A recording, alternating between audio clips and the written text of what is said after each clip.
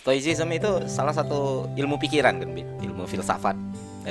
Dibawanya jauh sebelum Masehi gitu. Dan dari Zeno, Citium, Siprus, waktu penaklukan Romawi ke Yunani. Dan berkembang sampai sekarang pun banyak yang mempelajari dan memahami ilmu filsafat ini karena emang bermanfaat banget buat hidup manusia gitu kan. Dan tidak bertentangan dengan ilmu agama apapun so far yang aku tahu ya.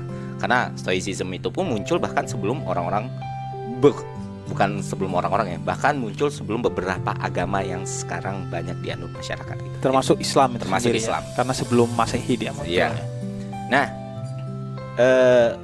ketika mempelajari, sebenarnya Stoicism itu mengatur banyak hal dan kompleks banget karena gurunya ada banyak gitu kan, dan zaman juga berubah begitu besar gitu.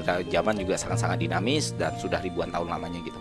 Nah, apa yang kupahami sebagai Stoicism itu sendiri adalah ilmu untuk mengendalikan diri sebenarnya. Mengendalikan diri, mengendalikan faktor kebahagiaan, dan ilmu untuk manusia supaya fokus sama hal yang bisa dia capai atau hal yang bisa dia kendalikan.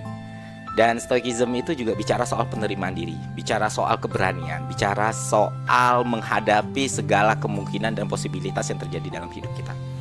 Dan apakah kita siap untuk itu atau tidak? Dan kalau kita siap, berarti ketika kita melakukan sesuatu, kita sudah kalkulasikan semua resiko terburuknya.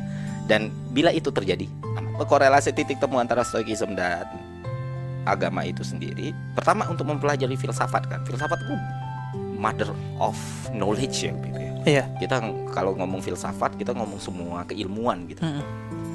Banyak hal-hal dari cabang ilmu filsafat ini yang ya kita nggak bisa bohong, yang emang menemukan patahan di agama. Iya. Itu banyak.